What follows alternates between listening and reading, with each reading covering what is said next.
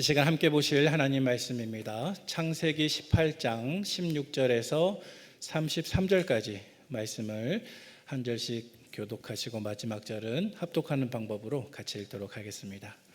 창세기 18장 16절부터 마지막 33절까지 말씀입니다. 제가 먼저 봉독하도록 하겠습니다. 그 사람들이 거기서 일어나서 소돔으로 향하고 아브라함은 그들을 전송하러 함께 나가니라. 여호와께서 이르시되 내가 하려는 것을 아브라함에게 숨기겠느냐. 아브라함은 강대한 나라가 되고 천하 만민은 그로 말미암아 복을 받게 될 것이 아니냐. 내가 그로 그 자식과 권속에게 명하여 여호와의 도를 지켜 의와 공도를 행하게 하고 그를 택하였나니 이는 나 여호와가 아브라함에게 대하여 말한 일을 이루려 함이니라. 여호와께서 또 이르시되 소돔과 고모라에 대한 부르짖음이 크고 그 죄악이 심히 무거우니 내가 이제 내려가서 그 모든 행한 것이 과연 내게 들린 것과 같은지 그렇지 않은지 내가 보고 알려 하노라. 그 사람들이 거기서 떠나 소돔으로 향하여 가고 아브라함은 여호와 앞에 그대로 섰더니 아브라함이 가까이 나아가 이르되 주께서 의인을 악인과 함께 멸하려 하시나이까. 그 성중에 의인 50명이 있을지라도 주께서 그곳을 멸하시고 그 50의인을 위하여 용서하지 아니하시리이까. 주께서 이같이 하사 악인과 함께 죽으심은 부당하며 의인과 악인을 같이 하심도 부당하니이다. 세상을 심판하시는 이가 정의를 행하실 것이 아니니까. 여호와께서 이르시되 내가 만일 소돔 성읍 가운데에서 의인 50명을 찾으면 그들을 위하여 온 지역을 용서하리라. 아브라함이 대답하여 이르되 댓글이나 채와 같사오나 감히 주께 아뢰나이다. 50의인 중에 5명이 부족하다면 그 5명이 부족함으로 말미암아 온 성읍을 멸하시리이까. 이르시되 내가 거기서 45명을 찾으면 멸하지 아니하리라. 아브라함이 또 이르되 거기서 40명을 찾으시면 어찌하려 하시나이까. 이르시되 40명으로 말미암아 멸하지 아니하리라. 아브라함이 이르되 내 주여 노하지 마시옵고 말씀하게 하옵소서. 거기서 30명을 찾으시면 어찌하려 하시나이까. 이르시되 내가 거기서 30명을 찾으면 그러하지 아니하리라. 아브라함이 또 이르되 내가 감히 내 주께 아뢰나이다. 거기서 20명을 찾으시면 어찌하려 하시나이까. 이르시되 내가 20명으로 말미암아 그리하지 아니하리라. 아브라함이 또 이르되 주는 노하지 마옵소서. 내가 이번만 더 아뢰리이다. 거기서 10명을 찾으시면 어찌하려 하시나이까. 이르시되 내가 10명으로 말미암아 멸하지 아니하리라. 여호와께서 아브라함과 말씀을 마치시고 가시니 아브라함도 자기 곳으로 돌아갔더라. 아멘. 네, 추석 연휴 명절은 잘 보내셨습니까?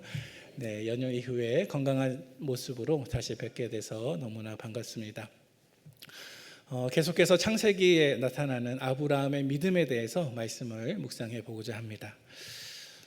여러분, 오늘날 현대인들이 하나님에 대해서 생각할 때 다음과 같은 생각의 유형이 있습니다. 하나님이 어딘가 계시겠지. 하지만 적어도 그분이 내 인생 가까이에 계시지는 않을 거야. 어딘가 저 멀리, 저 우주 너머 나와는 아주 멀리 떨어져서 계실 거야. 이렇게 생각하는 사고방식이 있습니다. 그런 생각을 가리켜서 조금 어려운 말로 이신론이라고 말을 합니다. 화면을 잠깐 보여주시겠습니까? 아마 이 이신론에 대해서 들어보신 분들도 계실 것입니다. 이신론이라고 하는 것은 하나님에 대해서 다음과 같이 생각하는 것입니다. 제가 한번 읽어보겠습니다. 하나님이 세상을 창조하셨다. 그러나 창조 이후에 더 이상 세상에 관여하지 않으신다. 하나님이 세상을 창조한 것은 마치 시계공이 복잡한 기계인 시계를 만든 것과 같다. 시계공이 시계를 만든 이후에 시계에 태엽만 감으면 저절로 시계가 움직이는 것처럼 하나님도 이 세상을 만드셨지만 자연 법칙을 통해서 저절로 움직이게 만드셨기 때문에 더 이상 이 세상 일에 일절 관여하지 않으신다. 네, 여러분 이해가 되십니까? 그래서 이러한 이신론이라고 하는 사고방식은 하나님이 계신다고 하는 것은 부인하지 않지만 하나님이 우리 가까이에 혹은 내 곁에 계신다는 사실은 부인하는 사고방식입니다. 그래서 혹시 하나님이라고 하는 존재가 있다고 해도 나와는 상관없이 저 멀리 나와 동떨어져서 존재하는 신일 것이다 라는 생각입니다. 여러분, 이러한 이신론에 대한 생각은 17세기 계몽주의 유럽을 중심으로 나타난 생각입니다. 중세를 벗어나서 이제 근대에 들어와서 이성과 과학으로 이 세계를 설명하는 과정에서 사람들이 이러한 생각을 만들어 냈습니다. 그래서 이러한 이신론은요, 혹시 하나님이 계셔도 이 세상의 선과 악에는 전혀 관여하지 않으시고 내 삶과도 아무런 상관이 없다라고 하는 생각입니다. 자, 그래서 여러분, 예를 들어서 해밍웨이의 소설 노인과 바다를 보시면 우리 화면을 보여주시기 바랍니다. 주인공 산티아고라고 하는 노인이 있습니다.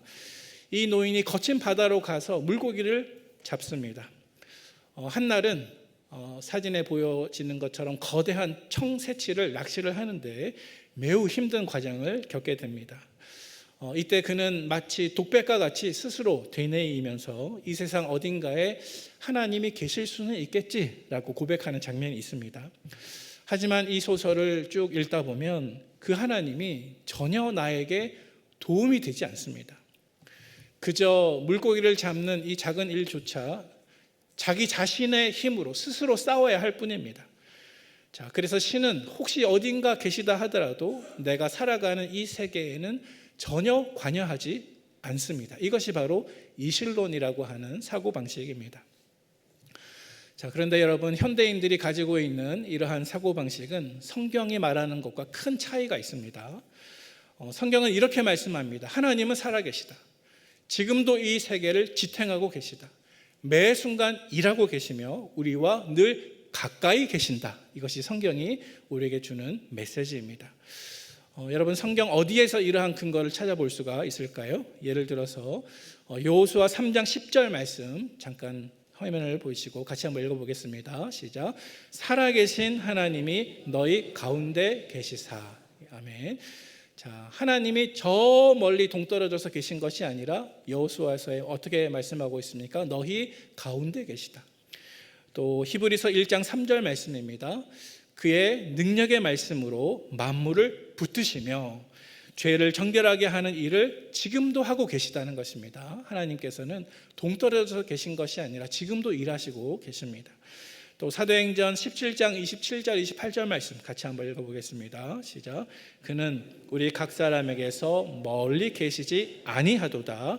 우리가 그를 힘입어 살며 기동하며 존재하느니라. 아멘. 네, 분명히 기록되어 있는 것처럼 하나님은 우리 각 사람에게서 멀리 계신 분이 아니시라는 것입니다. 지금도 우리는 내 곁에 계신 하나님을 힘입어서 살아가고 있다는 것입니다. 자, 따라서 사랑하는 우리 성도 여러분, 오늘날 현대인들이 하나님에 대해서 생각하는 사고방식 가운데 하나인 이 이신론은요, 성경과 전혀 부합하지 않습니다. 성경은 하나님께서 창조하신 이후에도 계속 이 세상을 붙들고 계시고 또 참새 한 마리도 하나님이 허락하지 않으시면 떨어지지 않는다라고 분명하게 말씀하고 있기 때문에 그렇습니다. 자, 오늘 우리는 창세기 18장 말씀을 통해서 아브라함에게 나타나시는 하나님을 다시 한번 볼 텐데요. 오늘 본문 말씀 속에서도 하나님은 아브라함과 멀리 떨어져 계신 분이 아니라 그의 삶 속에 가까이 친밀하게 친구처럼 찾아오시는 하나님인 것을 우리가 관찰할 것입니다. 자, 눈을 통해서 오늘 성경 1절 말씀 한번 보시기 바랍니다. 우리가 읽지는 못했습니다만 창세기 18장 1절 말씀에 보시면 아브라함이 날이 뜨거울 때 마물의 상수리 나무 있는 곳에서 장막을 치고 그 장막 문 앞에 앉아 있었습니다. 우리 1절 말씀 같이 읽어볼까요? 시작. 여호와께서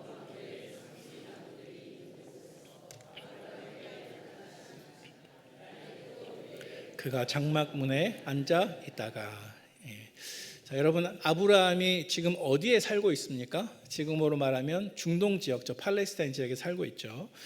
날씨가 더운 저 중동 지방에는 해가 가장 뜨겁게 비치는 그 시간에는 움직일 수가 없습니다. 일상적인 생활을 할 수가 없을 정도로 뜨겁습니다. 자, 그래서 아브라함이 날씨가 너무나 뜨거워서 아무 일도 하지 못하고 그저 장막 문에 앉아 있었는데, 이때 그는 매우 이상한 광경을 보게 되었습니다. 2절 말씀 눈으로 성경을 한번 보시기 바랍니다. 2절 말씀에 보니까 어디서 왔는지 알지 못하겠는데 어떤 세 사람이 나타나서 아브라함 맞은편에 서 있는 것이 보였습니다.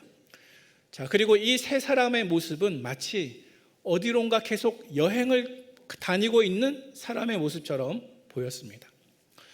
날씨가 매우 뜨거운 시간이었기 때문에 어디론가 여행을 간다는 것 자체가 너무나 이상했지만, 아브라함은 자기를 찾아온 이 세 사람을 아주 극진하게 잘 대접해 주었습니다.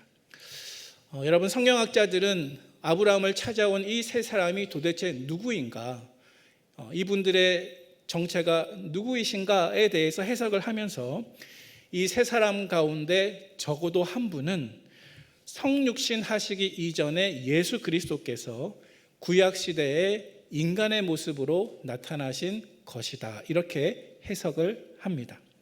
그 이유는 오늘 본문 창세기 18장 1절 그리고 13절 그리고 14절 말씀에 보시면 이 세 사람 중에 한 분이 아브라함과 대화를 나누시는데요, 이렇게 대화를 나누실 때에 여호와께서라고 하는 주어가 사용되고 있기 때문에 그렇습니다. 비록 여호와께서라고 하는 주어가 사용되어 있지만 이분이 누구이신가 해석할 때 성부 하나님이 아니라 성자 하나님으로 해석하는 근거가 있습니다. 성경에 그 근거가 있는데요, 우리 요한복음 1장 18절 말씀 같이 읽어보도록 하겠습니다. 시작. 본래 하나님을 본 사람이 없으되 아버지 품속에 있는 독생하신 하나님이 나타내셨느니라. 아멘. 자, 여러분, 이 말씀은 신약 시대에 육신으로 오신 예수님을 가리켜서 쓰여진 말씀입니다. 자, 그런데 18절 상반절 말씀을 한번 보세요. 본래 하나님을 본 사람이 있다고요, 없다고요? 없으되. 요한은 기록하고 있습니다. 성자 하나님이 아니라 성부 하나님을 본래 본 사람이 없다는 것입니다. 성부 하나님은 이 세상 그 누구도 눈으로 본 적이 없는 것입니다. 자, 그래서 성경학자들은 구약 성경을 읽으면서 때때로 하나님께서 보이는 사람의 모습으로 나타나셔서 사람들과 대화 나누시고 소통하시고 계시하실 때 그 하나님은 바로 성자 예수님께서 구약 시대에 일시적으로 나타나신 것이다, 그렇게 해석을 하고 있습니다. 자, 다시 말해서 여호와께서 멀리 계신 것이 아니라 아브라함 가까이 찾아오셨습니다. 그리고 성자의 모습으로 찾아오신 것입니다. 자, 여러분, 아브라함을 방문했던 사람은 모두 세 사람인데 그 중에 한 분은 성자 하나님이라고 우리가 해석을 한다면 이제 몇 사람이 남았습니까? 두 사람이 더 남아 있습니다. 자, 그러면 여러분, 이 두 사람은 도대체 누구였을까요? 성경학자들은 이 나머지 두 사람을 천사라고 해석을 합니다. 자, 왜냐하면 오늘 우리가 살펴보고 있는 창세기 18장 뒤에 나오는 창세기 19장 1절과 13절 말씀에 보시면 창세기 18장 말씀 속에서 아브라함과 이 세 사람이 대화를 마치고 그중 두 사람이 소돔성을 향해서 떠납니다. 자, 그래서 떠났을 때 소돔성에 이 두 사람이 도착했을 때 이 두 사람이 천사였고 또 하나님께서 그들을 보내셨다고 그들이 스스로 고백하는 장면이 나오는데요, 우리 말씀을 통해서 한번 확인해 보도록 하겠습니다. 우리 창세기 19장 1절 말씀 같이 읽겠습니다. 시작. 저녁 때에 그 두 천사가 소돔에 이르니 마침 롯이 소돔 성문에 앉아 있다가 그들을 보고 일어나 영접하고 땅에 엎드려 절하며. 아멘. 자, 그래서 오늘 본문 창세기 18장에 3명의 손님들 가운데 분명히 2명이 소돔을 향해서 떠났거든요.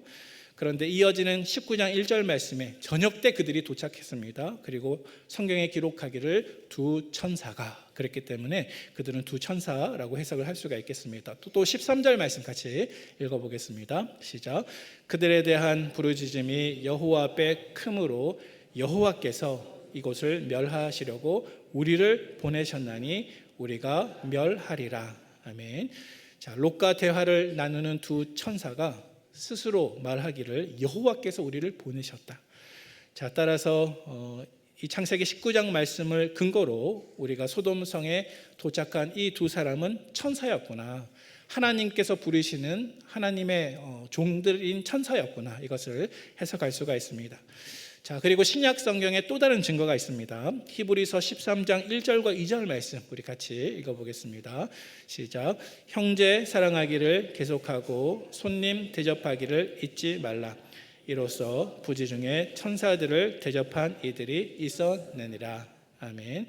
자, 분명히 신약의 말씀이지만 이 말씀이 가지고 있는 뚜렷한 성경적인 배경이 있는데 바로 오늘 우리가 묵상하고 있는 창세기 18장 말씀입니다. 아브라함이 장막문에서 세 사람을 대접했던 그 이야기입니다.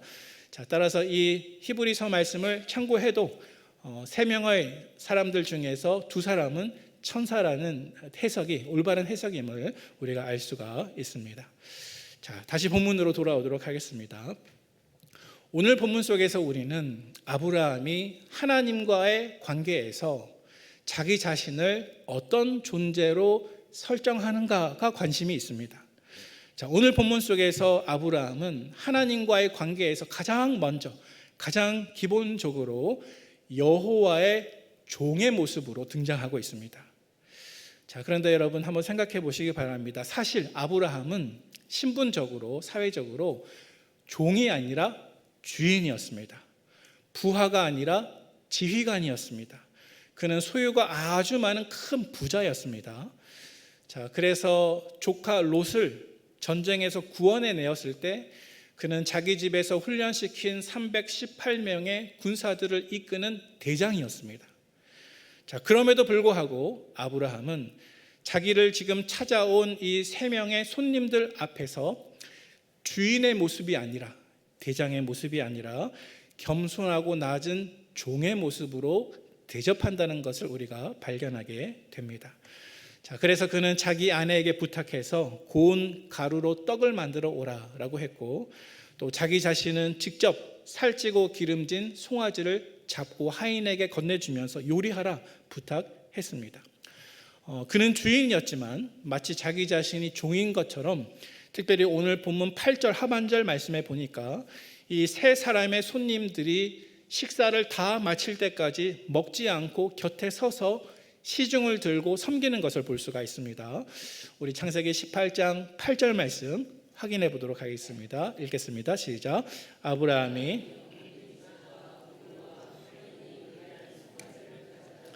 그들 앞에 차려놓고 나무 아래 모셔 섬에 그들이 먹으니라. 아멘. 자, 이 8절 말씀을 보시면 아브라함이 음식을 극진히 대접했지만 그는 먹지 않고 서서 시중 들다는 것을 알 수가 있습니다. 이것은 고대 유목민들의 관습이었는데요. 비록 주인이라 하더라도 고대 유목민들은 귀한 손님들이 오시면 그 손님들이 식사하는 동안에 같이 먹지 않고 시중을 들고 옆에서 대기하는 것이 손님을 맞을 수 있는 가장 극진한 예의라고 그들은 생각을 했습니다. 그래서 아브라함은 이 세 명의 손님들과 함께 먹지 않았고 시중 들며 그들을 환대했습니다. 자, 그래서 오늘 본문 속에서 아브라함은 이 세 분의 손님들과 같이 대화를 나누는데 이 대화 속에서 주님, 주여, 주님이라고 하는 단어를 모두 14번이나 사용하고 있습니다. 자, 따라서 아브라함은 오늘 본문 속에서 하나님과 나와의 관계 속에서 먼저는 하나님께 복종하는 낮은 종의 모습을 보여주고 있습니다. 자, 그런데 여러분 두 번째로요, 오늘 본문 속에서 이것보다 훨씬 더 중요한 내용이 있습니다. 물론 오늘 본문 속에서 아브라함은 하나님의 종의 모습으로 이렇게 등장했지만 오늘 본문 속에서 오늘 본문 속에서 아브라함은 이와 동시에 하나님의 친구, 또 하나님의 버서의 모습으로 등장한다는 것입니다. 여러분 놀랍게도요, 성경은 아브라함을 가리켜서 하나님의 친구라고 호칭하고 있습니다. 여러분 성경 어디에서 그렇게 호칭하고 있을까요? 세 가지 근거가 있는데 우리 먼저 이사야 41장 8절 말씀 같이 보도록 하겠습니다. 같이 읽겠습니다. 시작. 그러나 나의 종 너 이스라엘아, 내가 택한 야곱아, 나의 벗 아브라함의 자손아. 아멘. 자, 이사야서에서 하나님은 말씀하시면서 나의 벗, 나의 친구 아브라함이라고 분명하게 호칭하고 계시죠. 또 역대하 20장 7절 말씀 있는데요, 우리 같이 읽겠습니다. 시작.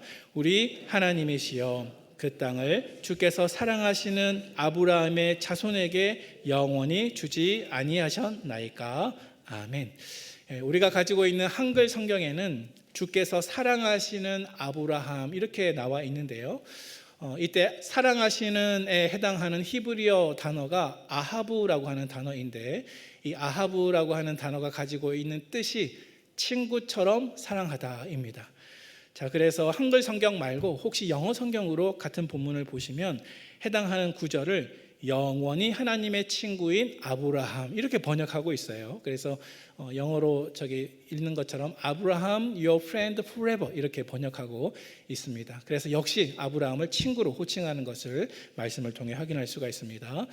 또 다른 증거가 있습니다. 이번에는 신약 성경인데요, 야고보서 2장 23절 말씀 같이 읽겠습니다. 시작.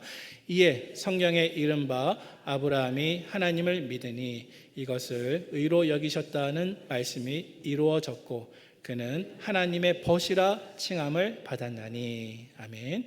자, 야고보서 2장 23절 하반절 말씀에 보니까 그는 하나님의 무엇이라고요? 벗이라, 친구라 칭함을 받았나니라고 말씀하고 있습니다. 자, 따라서 구약 성경뿐 아니라 신약 성경에서도 아브라함을 하나님의 친구라고 말하고 있습니다.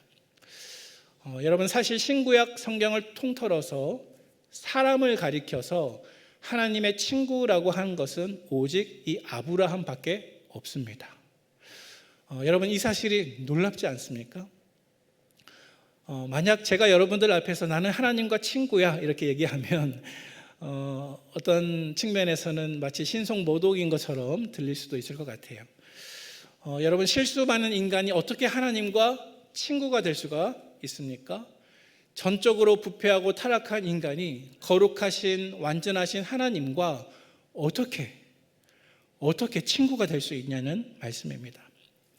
여러분 인간이 어떻게 하나님과 친구가 될 수가 있을까요? 그것은 오직 한 가지 이유밖에 없습니다. 전적으로 나를 친구 삼아 주시는 하나님의 은혜 때문에 가능한 것임을 믿으시기를 바랍니다. 여러분 아브라함은 너무나 큰 믿음을 가지고 있었던 위대한 신앙인입니다. 하지만 사실은 그도 연약한 인간이었습니다. 그래서 우리가 살펴보았던 것처럼 처음에 그가 가나안 땅으로 갔을 때 기근이 들었죠.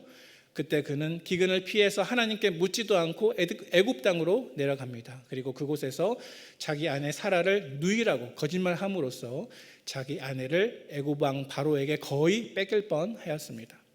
또 두 번째로 그는 자녀를 주시겠다고 하신 하나님의 약속을 끝까지 신뢰하지 못하고 의심하다가 사라의 여종 하갈과 동침하여서 이스마엘을 낳는 실수를 저지르기도 하였습니다.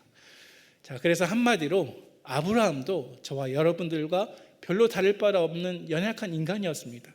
그도 때때로 믿음에 실패했고 하나님을 신뢰하지 못할 때가 있었습니다. 연약한 인간이었습니다. 하나님을 바라보기보다 현실을 바라볼 때도 있었습니다. 그런데도 불구하고 하나님은 그를 친구라고 불러주십니다. 하나님은 아브라함을 친구라고 부르시기를 부끄러워하지 않으십니다. 그리고 그를 친구로 대우해 주셨습니다. 그런데 여러분 신약 성경으로 넘어오면 예수님께서도 제자들에게 똑같은 말씀을 하고 계십니다. 우리 요한복음 15장 14절 15절 말씀 우리 같이 한번 읽어보겠습니다. 시작. 너희는 내가 명하는 대로 행하면 곧 나의 친구라. 이제부터는 너희를 종이라 하지 아니하리니 종은 주인이 하는 것을 알지 못함이라. 너희를 친구라 하였노니 내가 내 아버지께 들은 것을 다 너희에게 알게 하였음이라. 아멘. 자, 방금 읽은 말씀 속에서 예수님은 제자들에게 더 이상 그들을 종이라고 하지 않고 친구라고 하겠다고 말씀하십니다. 그리고 종과 친구의 차이점이 무엇인지에 대해서도 설명해 주셨습니다. 그 차이점이 무엇입니까? 종은 주인이 하는 것을 알지 못하지만 친구는 모든 것을 안다는 것입니다. 여러분, 예수님께서 사셨던 1세기 당시의 종은 주인에게 인격이라기보다는 재산이었습니다. 그래서 종은 단지 주인이 시키는 일을 수행하지만 주인이 어떤 뜻과 어떤 이유와 어떤 계획을 가지고 그것을 하는지는 다 알지 못했습니다. 하지만 예수님께서는 오늘 본문 말씀 속에서 말씀하시죠. 나는 아버지께 들은 모든 것을 다 너희에게 알려주었다. 예수님께서 이렇게 하신 이유가 있습니다. 그것은 예수님과 제자들의 관계가 더 이상 주인과 종의 관계가 아니라, 그래서 하나님께서 시키시는 것은 이유도 알지 못한 채 그저 의무적으로 수행하는 그러한 종이 아니라 하나님의 마음을 이해할 수 있고 예수님의 마음을 알 수가 있고 또 성령님의 의도를 깨달을 수가 있는 친구로서 항상 동행하기를 원하셨기 때문에 주님께서 이렇게 친구라고 불러주신 것입니다. 오늘 본문 속에도 마찬가지입니다. 창세기 18장 말씀에 보니까 하나님은 아브라함에게 친구처럼 행하십니다. 몇 군데 말씀을 살펴보겠는데요. 17절과 20절과 23절 말씀을 차례대로 한번 순서대로 읽어보도록 하겠습니다. 먼저 17절 말씀입니다. 여호와께서 이르시되 내가 하려는 것을 아브라함에게 숨기겠느냐? 20절 말씀입니다. 여호와께서 또 이르시되 소돔과 고모라에 대한 부르짖음이 크고 그 죄악이 심히 무거우니. 또 23절 말씀입니다. 아브라함이 가까이 나아가 이르되 주께서 의인을 악인과 함께 멸하려 하시나이까. 아멘. 자, 방금 읽은 이 말씀 속에서 하나님은 마치 친구처럼 아브라함과 대화 나누시면서 하나님 안에 있는 뜻을 말씀해 주십니다. 또 반대로 아브라함도 마치 친구처럼 하나님 앞에 서서 두려워하는 것이 아니라 친밀한 관계 속에서 그렇게 할 수 있는 것처럼 자기 마음속에 어떠한 간구가 있는지 숨김없이 드러내고 있습니다. 사랑하는 우리 북문의 성도 여러분, 이 시간 이 자리에 계신 우리 모든 성도들께서도 하나님께서는 저와 여러분들과 친구가 되기를 원하신다는 사실을 꼭 기억하시기를 바랍니다. 여러분, 오늘 본문 말씀 속에서 하나님께서 아브라함에게 숨기지 않고 마치 친구처럼 말씀해 주신 그 말씀의 내용은 무엇이었습니까? 또 반대로 아브라함이 숨기지 않고 마치 친구처럼 하나님께 말씀드린 그 말씀의 내용은 각각 무엇이었습니까? 먼저 하나님께서는 아브라함에게 말씀하십니다. 이제 곧 소돔 성의 죄악 때문에 내가 그 성을 장차 심판하고 멸하려 한다. 그것이 하나님께서 아브라함에게 들려주신 이야기였습니다. 또 반대로 아브라함이 하나님께 드러낸 그의 속마음은 무엇이냐면 비록 소돔성의 사람들이 죄인이지만 그들을 용서해 주옵소서. 그들을 용서해 주옵소서.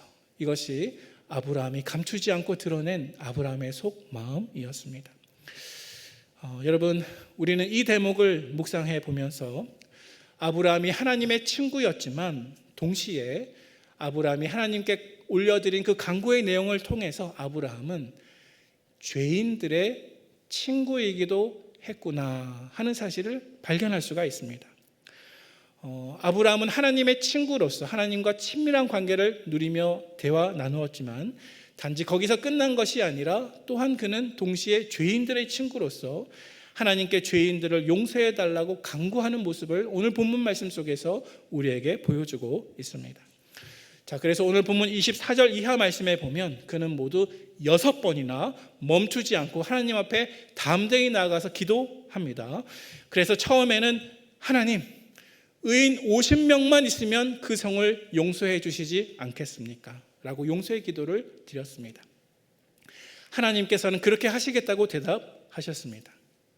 하지만 아브라함은 여기서 멈추지 않았고 만약 의인 45명이 있다면, 또 만약 의인 40명이 있다면, 만약 의인 30명이 있다면, 또 만약 의인 20명이 있다면, 그리고 마지막으로 의인 10명이 있다면 이런 식으로 계속해서 그 성이 용서받을 수 있기를 위해서 간절히 기도하고 있습니다.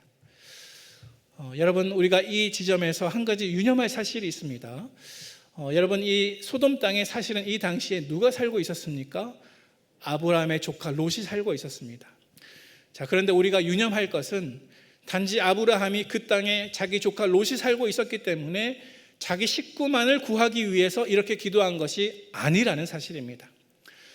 여러분, 아브라함의 이 기도는 결코 이기적인 기도가 아니었습니다. 그저 내 식구 감싸기, 그저 내 식구만을 구하기 위한 그런 기도가 전혀 아니었다는 것입니다. 아브라함이 이렇게 하나님께 올려드린 기도는 죄인들의 친구로서 올바른 신학의 바탕을 둔 소명을 가진 기도였습니다. 그 근거가 오늘 본문 18절 말씀에 나와 있습니다. 우리 오늘 본문 말씀 18절 말씀을 같이 한번 읽어보도록 하겠습니다. 시작. 아브라함은 강대한 나라가 되고 천하 만민은 그로 말미암아 복을 받게 될 것이 아니냐. 아멘. 자, 여러분, 이 18절 하반절 말씀에 어떤 구절이 있습니까? 아브라함이 하나님과 언약을 맺으면서 이렇게 언약 맺으셨습니다. 천하 만민이 그로 말미암아, 누구요? 아브라함을 말미암아 복을 받게 될 것이다. 천하 만민이라고 말씀하십니다. 여러분, 이 천하 만민 안에 아브라함과 그 후손과 가족들만 포함될까요? 그럴까요? 아닙니다. 왜이죠? 천하 만민이라고 말씀하셨기 때문입니다. 이 천하 만민이라고 하는 말 안에는 아브라함과 그의 후손들만 포함된 것이 아니라 소돔과 고모라 성에 멸망할 수밖에 없는 저 타락한 죄인들도 포함하고 있는 것입니다. 여러분, 그래야 천하 만민이 그로 말미암아서 복을 받는 것 아니겠습니까? 하나님은 아브라함을 부르셨습니다. 그런데 아브라함을 부르실 때 단지 아브라함과 그의 후손만을 구원하시기 위해서 부르신 것이 아니라 비록 소돔과 고모라와 같은 죄인들이라 할지라도 이 아브라함을 통해서 복을 얻게 하기 위해서 그를 불러주셨습니다. 사랑하는 우리 북문의 성도 여러분, 하나님께서 저와 여러분들을 구원해 주신 이유도 똑같습니다. 하나님께서 우리를 구원해 주신 그 이유는 나와 내 가족, 내 친척들만 구원받는 것이 아니라 나를 통해서 예수를 알지 못하는 우리의 이웃, 이 사회 사람들, 그리고 더 나아가 세계 모든 민족들이 우리를 위해서 구원받는 그 일을 위해서 하나님이 저와 여러분들을 구원해 주신 사실을 잊지 않고 기억해 주시기를 축원을 드립니다. 여러분, 이제 마지막으로 한 가지 말씀만 더 나누고 말씀을 정리하도록 하겠습니다. 여러분, 오늘 본문 말씀을 보면 사실 소돔과 고모라 성에 대한 심판은 이미 거의 확정되어 있었던 상황이었습니다. 그럼에도 불구하고 아브라함은 멈추지 않고 기도했습니다. 그런데 여러분, 어쩌면 이것이 기도가 가지고 있는 놀라운 힘일지도 모릅니다. 왜냐하면 기도는 때로는 하나님의 마음도 움직일 수가 있기 때문입니다. 여러분, 아브라함은 처음에는 의인 50명만 있어도 그 땅을 용서해달라고 간구했습니다. 하지만 그 숫자는 점차 줄어들었습니다. 그래서 45명, 40명, 30명, 20명, 10명 이렇게 필요한 의인의 숫자가 점차 줄어들었는데 아브라함의 기도는 결국 의인 10명에서 멈추게 되었습니다. 그리고 그 결과 어떻게 되었습니까? 이 결과 소돔성은 그 성에 의인 10명이 없었기 때문에 하나님의 심판은 예정대로 진행되게 되었습니다. 자, 그런데 여러분 한번 상상해 보시기 바랍니다. 만약 아브라함이 하나님께 기도하면서 의인 10명만 있어도 그 성을 용서해 주시지 않겠습니까? 라고 기도하는 데서 멈추지 않고 여기서 한 번만 더 기도했다면, 만약에 여기서 한 번만 더 기도했다면 그 기도의 내용이 무엇이었을까요? 아쉽게도 그 기도의 내용이 오늘 본문에 없기 때문에 우리가 그 답을 알 수는 없습니다. 하지만 아마도 이렇게 기도하지 않았을까요? 하나님, 그 성에 의인 한 사람만 있으면 그 성을 용서해 주시겠습니까? 자, 그러면 여러분, 아브라함이 이렇게 마지막 한 번만 더 그 성에 의인 한 사람만 있어도 그 성을 용서해 주시겠습니까? 라고 기도하지 못하고 그저 의인 10사람에서 그의 기도가 멈춘 이유는 무엇일까요? 우리가 그 이유를 다 알 수는 없겠지만 이 본문을 주석하고 있는 팀 켈러 목사님의 주석에 따르면 아마도 아브라함은 이렇게 기도하는 과정을 통해서 이 소돔과 고모라 땅에 한 사람도 의인이 없다는 것을 깨달았기 때문일 것이다 라고 설명하고 있습니다. 아브라함은 자기 자신을 포함해서 하나님께서 그 단 한 사람의 의인 때문에 모든 죄인을 용서할 수 있을 정도로 그러한 의인이 그 성에 한 명도 없다는 사실을 알았기 때문에 그의 기도는 더 이상 진행되지 못하고 의인 10명에서 종결되게 되었다는 것입니다. 사랑하는 우리 성도 여러분, 사실은 이것이 죄인인 우리 인간들의 현실 그 자체입니다. 마치 소돔과 고모라 땅과 같은 이 세상에서 살아가는 우리에게 성경은 말씀하시기를 의인은 없나니 단 한 사람도 없도다라고 말씀하십니다. 여러분, 지극히 거룩하신 하나님 앞에서 그 어떠한 의인이 의와 공의로 심판하시는 하나님 앞에 서서 이 세상 사람들을 다 용서해달라고, 나를 보아서라도 이 세상 사람들을 다 용서해달라고, 그렇게 하나님의 심판을 막아설 수 있는 사람이 이 세상에 어디에 있겠습니까? 그러나 사랑하는 우리 성도 여러분, 바로 이러한 이유 때문에 하나님께서는 저와 여러분들에게 복음을 선물로 허락해 주셨습니다. 하나님께서는 바로 이러한 이유 때문에 아브라함이 상상도 하지 못했던 단 한 분의 완전하신 의인, 우리를 대신해서 심판을 받아주시고 내 죄를 대신해서 희생 제물이 되어주셔서 이 세상 모든 사람들을 대신하여 마주서서 하나님의 심판을 모면하고 그들을 용서해달라고 이야기할 수 있는 단 한 분, 그 한 분을 저와 여러분들에게 목자와 구원자로 보내주셨습니다. 여러분, 그분이 누구이십니까? 바로 하나님의 아들, 그리고 죄인들의 참 친구이신 예수 그리스도인 줄로 믿으시기를 바랍니다. 이제 말씀을 정리합니다. 사랑하는 우리 북문의 성도 여러분, 하나님은 아브라함을 불러주셨던 것처럼 저와 여러분들도 불러주셔서 그리스도 안에서 하나님의 친구로 또 죄인들의 친구가 되기 위하여 저와 여러분들을 이 땅에서 구원해 주셨습니다. 그러므로 우리는 이 세상과 이 세상에 믿지 않는 비신자들을 바라보면서 그들을 비판하고 정죄하는 것이 아니라 그들의 구원을 위해서 믿음으로 간절히 기도하는 저와 여러분들이 되어야 할 줄로 믿습니다. 온 세상을 살리신 한 사람, 완전한 의인이신 예수 그리스도를 깊이 묵상하면서 구원이 필요한 모든 사람들에게 한편으로는 하나님의 친구로서 또 한편으로는 죄인의 친구로서 마치 아브라함과 같이 담대히 중보하시는 우리 북문의 성도님들 다 되시기를 주님의 이름으로 축원을 드립니다. 사랑과 긍휼이 풍성하신 하나님 아버지, 명절 연휴를 잘 보내고 건강한 모습으로 주님 앞에 나와 함께 예배하며 성도의 교제를 나누게 하신 은혜를 감사드립니다. 하나님께서 우리를 자녀로 불러주신 것은 나 한 사람만 용서받고 구원받기 위함이 아니요, 나를 통해서 천하 만민이 복을 받기 위함인 것을 다시 한번 기억하는 우리 북문의 성도들 되도록 축복하여 주시옵소서. 우리를 불러주신 주님의 소명을 기억하기를 원합니다. 하나님의 친구로서 주님과 친밀한 관계 유지하도록 인도하여 주시고 죄인들의 친구로서 잃어버린 한 생명을 위해서 기도하는 우리가 되도록 인도하여 주옵소서. 하나님의 아들이시면서 죄인들의 참 중보자 되시는 예수 그리스도의 복음을 깊이 묵상하며 그 복음을 우리의 삶과 입술로 증거하는 복된 삶 될 수 있도록 역사하여 주옵소서. 이 시간 주님 앞에 귀한 예물 올려드립니다.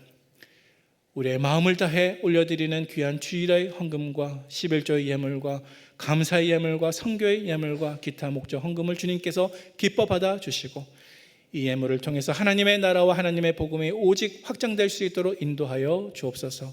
또한 우리의 삶 속에 우리의 삶의 필요를 채우시고 우리의 삶을 동행하여 주셔서 은혜롭게 인도하신 하나님을 경험하는 우리 북문의 모든 성도들 될 수 있도록 역사하여 주시옵소서. 예수님의 귀하신 이름으로 감사하며 기도하옵나이다. 아멘. 이제는 주 예수 그리스도의 은혜와 우리를 친구로 불러주신 하나님의 크신 사랑하심과 우리를 죄인들의 친구로 불러주신 성령님의 교통하심이 하나님께서 우리에게 맡겨주신 귀한 소명을 따라 나 자신 우리 가족만 구원받는 것이 아니라 나로 인하여 천하 만민이 복을 얻을 것이라 담대히 선포하며 우리의 삶과 입술로 주 예수 그리스도의 복음을 담대히 증언하리라 다짐하고 결심하는 사랑하는 북문의 모든 성도들 위해 우리의 가정과 우리의 자녀들과 우리의 직장과 우리의 사역과 우리의 모든 이웃들 위해 지금부터 영원토록 함께 있을지어다. 아멘.